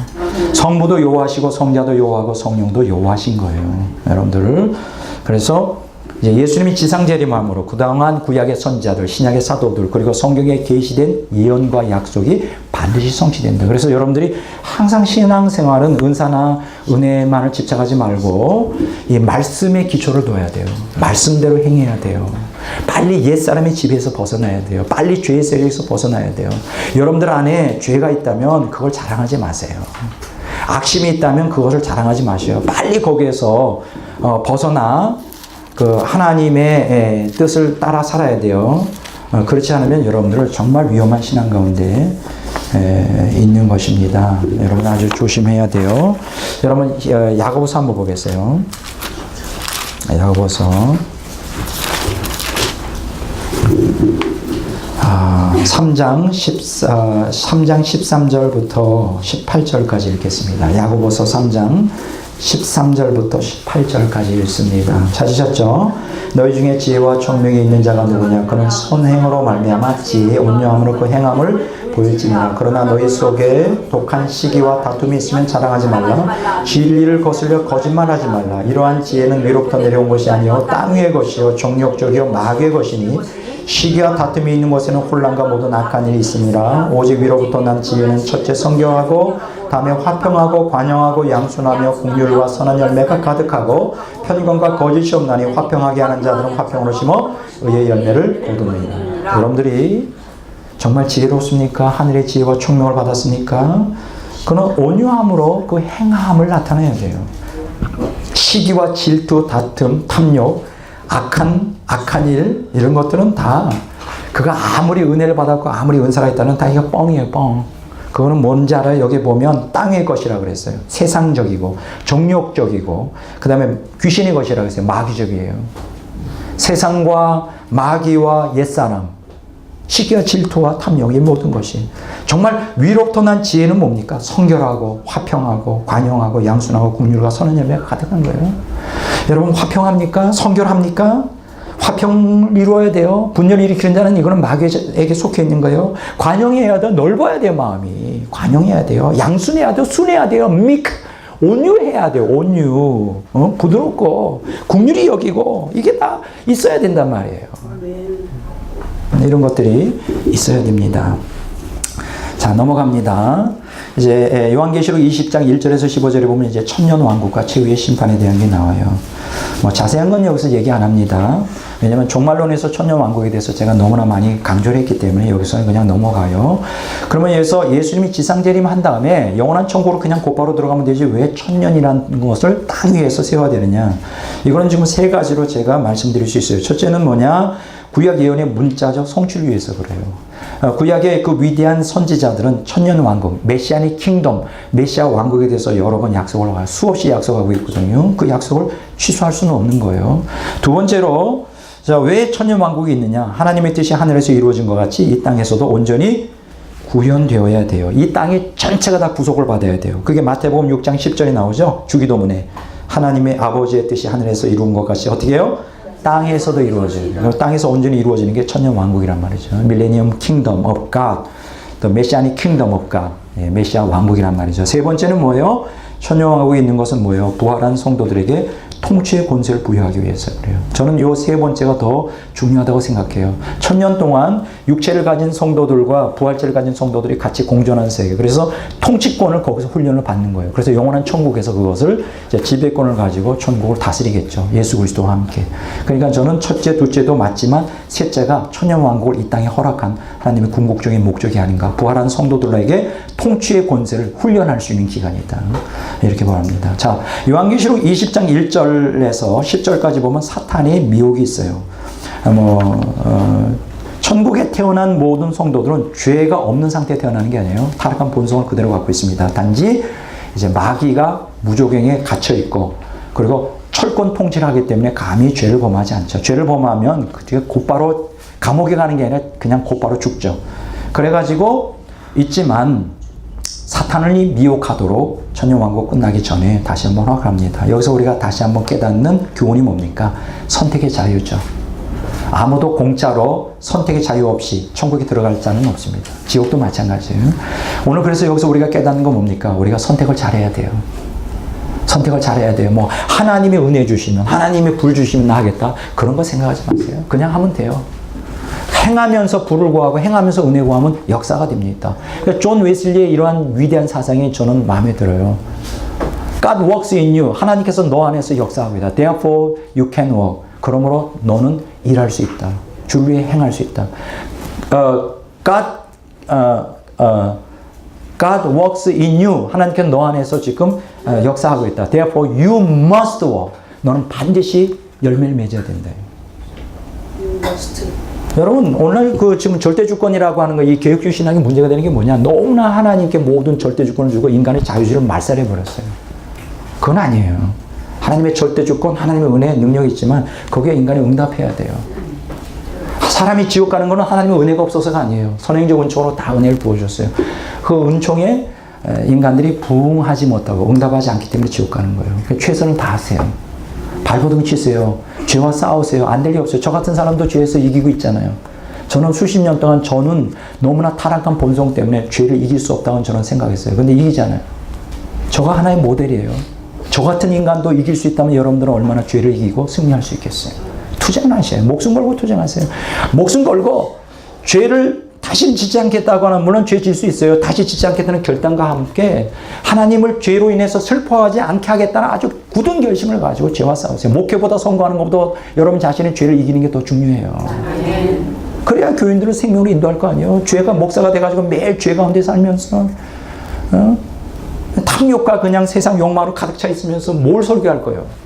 죄를 이겨서 여러분들도 나를 본받아서 우리가 천국 갑시다. 이렇게 될 거 아니에요. 여러분 목회 성공하려고 하지 말고 죄에서 싸워서 이기려고 그거부터 하세요. 자, 최후의 심판. 자, 최후의 심판이 있습니다. 요한계시록 20장 11절 15절. 많은 사람들은 최후의 심판 때 다 그때 죽었던 사람들이 부활하여 심판대에 이른다 그래요. 이거는 잘못된 거예요. 여기서 말하는 최후의 심판은 말 그대로 최후의 심판이에요. 마지막 심판이에요. 그럼 최후의 심판에 불려나갈 사람은 누구냐? 천년 왕국 때 죽은 사람들이 불려나가요. 불려나가는데 주로 악인들이 불려나가서.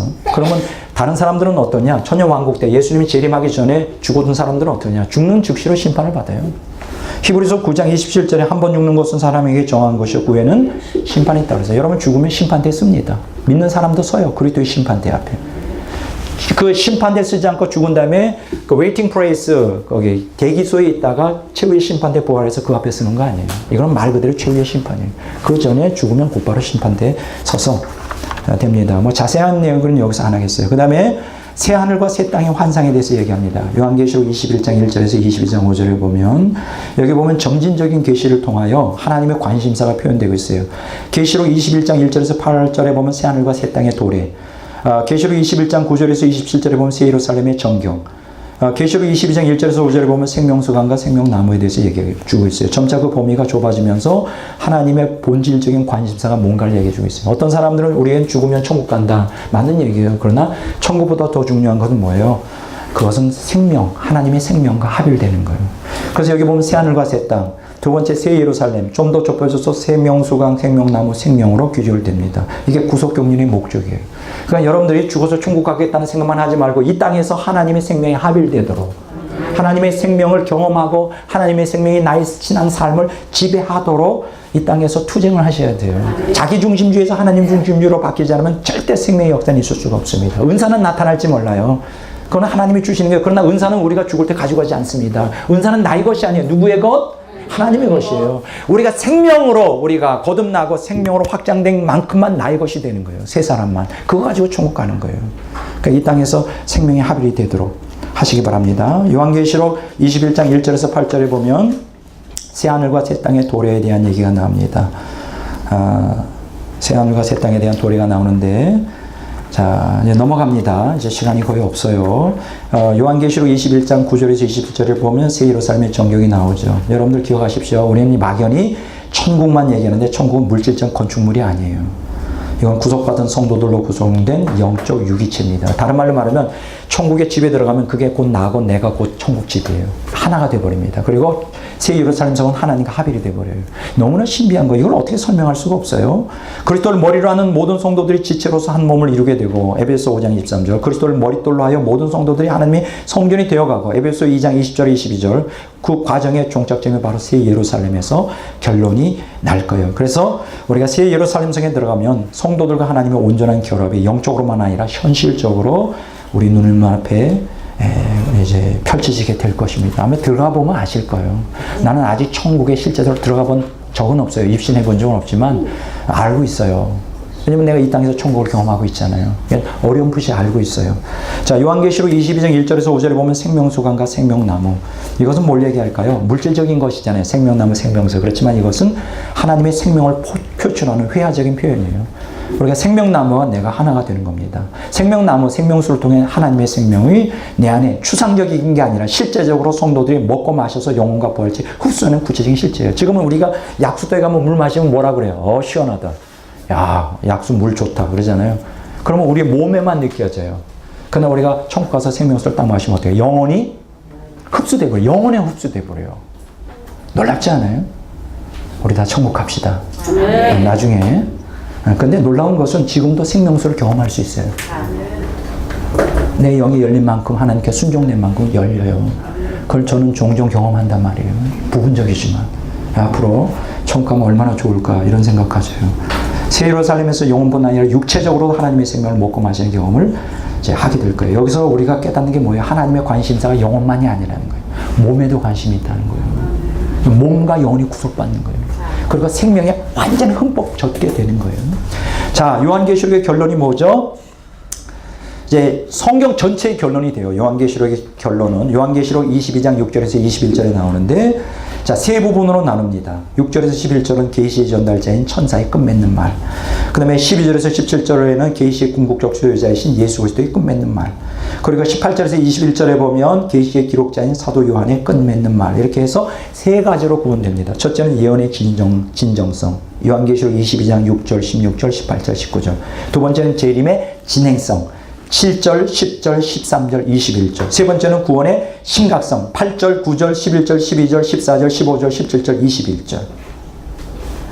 자, 뭐라고 그랬어요, 제가? 예언의 진정성. 그 얘기 뭐예요? 예언은 반드시 이루어진다는 거예요. 두 번째, 재림의 진행성. 지금 I am coming. 나는 지금 가고 있다. 앞으로 올 게 아니라 지금 오고 계셔요. 현재 진행형이에요.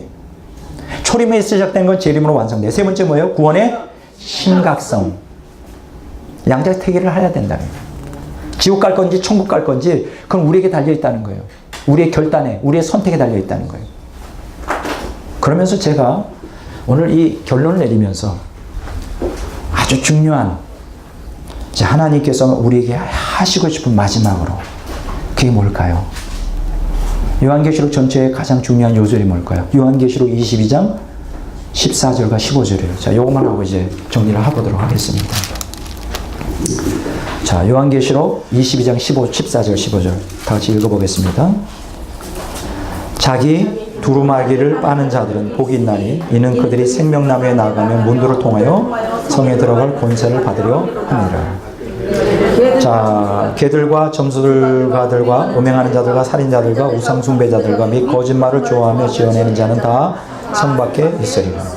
여기 참 이게 제일 큰 요절이에요. 요절이에요. 요절. 그 키워드예요. 여기 보면 자기 두루마리를 빠는 자는 복이 있다. 생명나무에 나간다. 생명나무에 나간다는 뭐예요? 하나님의 생명과 결합한다는 거죠. 하나님의 생명과 결합하기 위해서는 어떻게 된다고요? 자기 두루마리를 빨아야 돼. 두루마리를 빤다는 게 뭘까? 상징적이죠. 아까 요한계시록 19장에 뭐라 그랬어요? 세마포는 성도들의 옳은 행실 19장 8절에 같은 맥락이에요.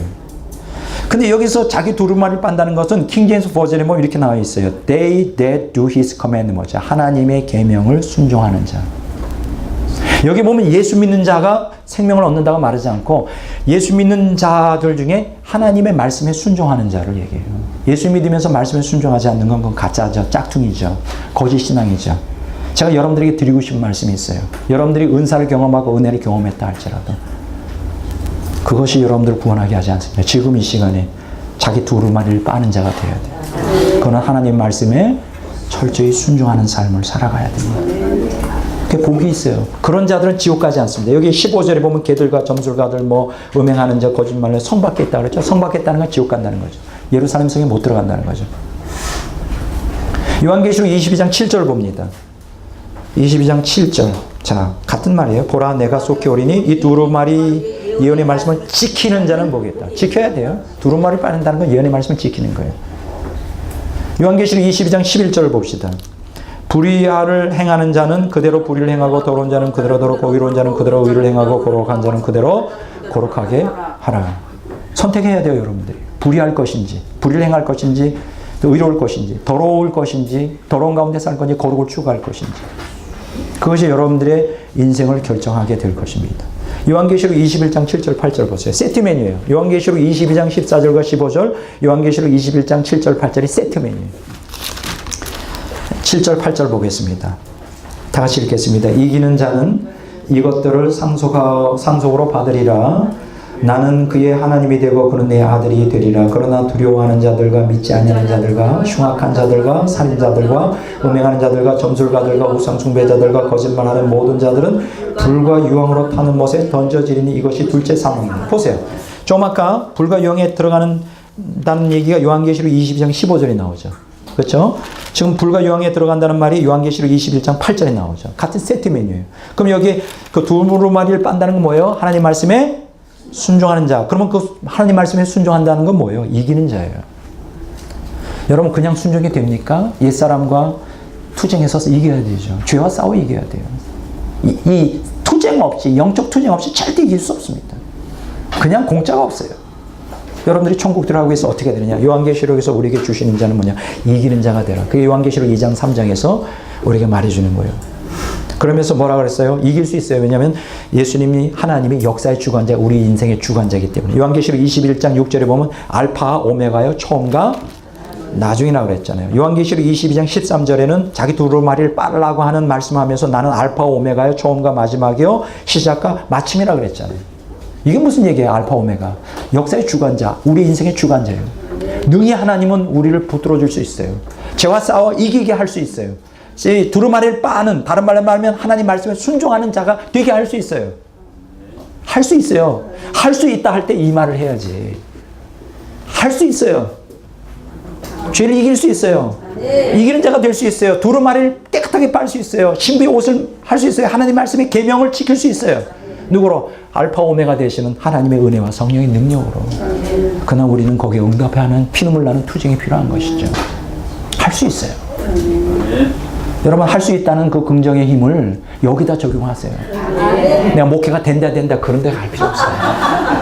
된다 해도 안 돼. 제가 마지막으로 제가 오늘 종강이 아니에요. 종말론 끝내면서 우리 최 목사님이 우리 성결교 목사님이잖아요.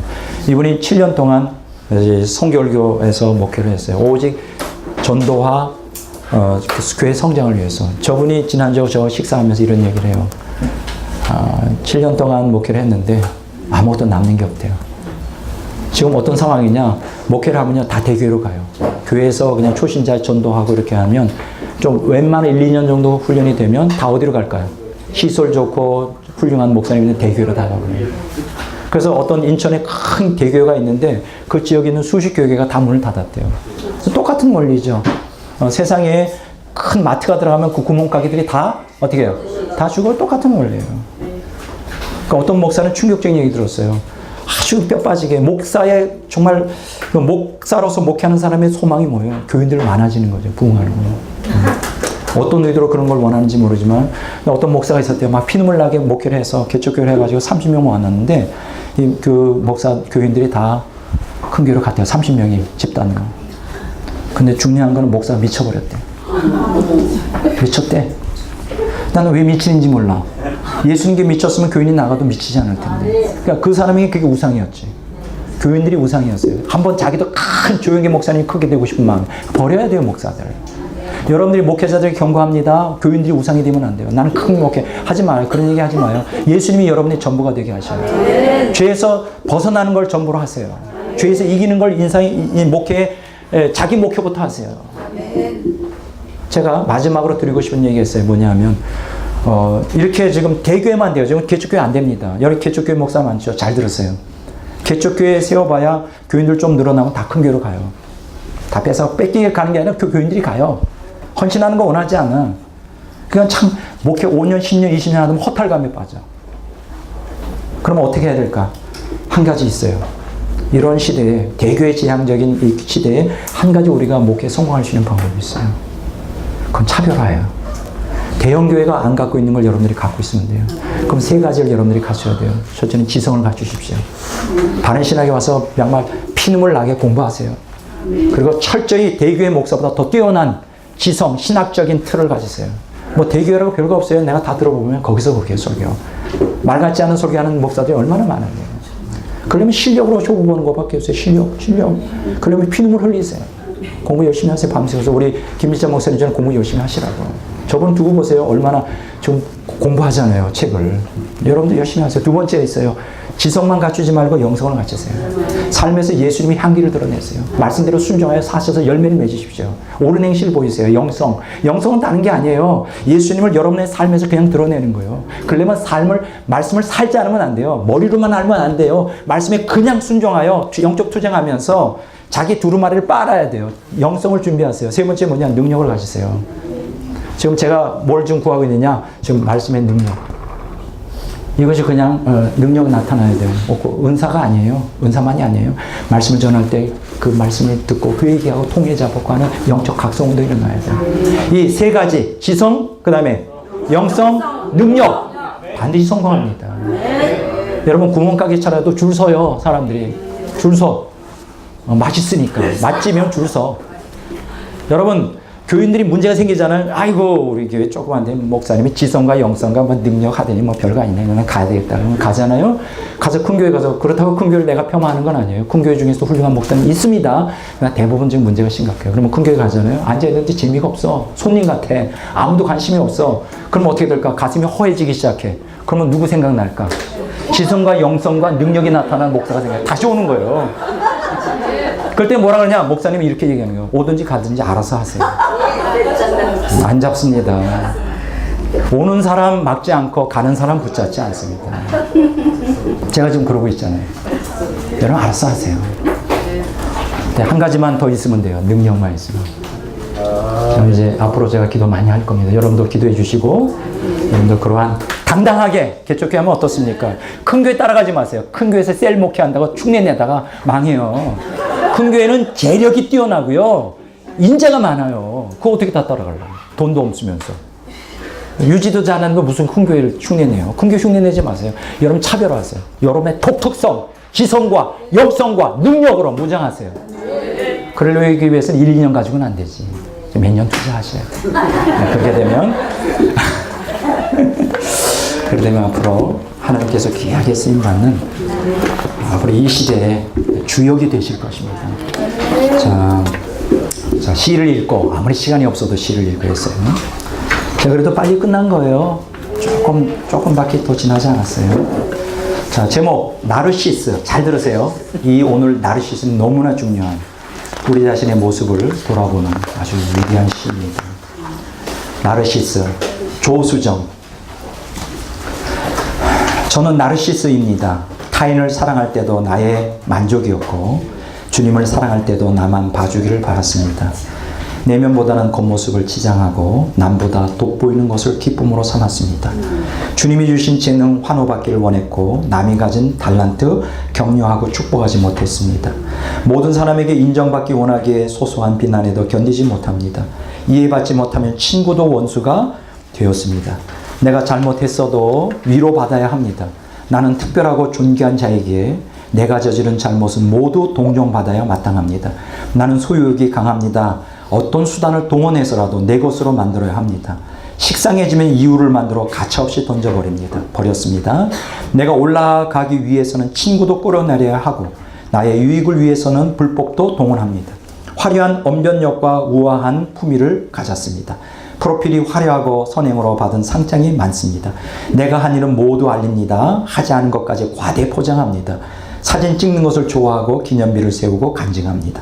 나에게 우정은 없습니다. 상대방이 끌려오도록 갖은 방법을 쓰지만 나를 지지하거나 추종하지 않을 때는 무섭게 분노를 합니다. 나의 공화국에 내가 왕입니다. 내 발 앞에 무릎을 꿇어야 하고 나를 칭송해 주어야 합니다. 권면이나 충고 따위는 용납하지 않습니다. 세상에서 가장 소중한 것이 나입니다. 이 세상은 나를 위해 존재하는 것이니까요. 가족도 친구도 이웃도 하나님까지도 나를 위해 계시지요. 나를 힘들게 하는 것들은 용납할 수 없습니다. 세상의 중심은 나입니다. 시비를 떠나서 나의 대적들은 벌을 받아야 합니다. 물가에 비추어진 내 모습 외에는 보이는 것이 없습니다. 갈수록 또 사랑이 깊어집니다. 무엇인가 공허하고 불안하지만 이 까닭 모를 분노를 이해할 수 없습니다. 이토록 소중한 내가 왜 아파하고 불행해야 하는지 용서할 수 없습니다. 세상에 분명 잘못 돌아가는 것입니다. 하나님이 원망스럽습니다. 하늘을 향해 욕을 하고 싶습니다. 저는 지금 절망에 이르는 병을 가졌습니다. 여러분 이 시를 통하여 자신을 돌아보세요. 나르시스 시즘이 아닌가 우리 회개하고 정말 하나님 중심적인 사역자가 되도록 주의 이름으로 축원합니다. 마침내 종말론이 지금으로서 끝났습니다. 기도하겠습니다. 하나님 너무나 감사해요. 108번에 걸쳐서 강의를 인도해 주시고 이것이 다 하나님의 은혜 가운데 이루어졌음을 고백하지 않을 수 없습니다.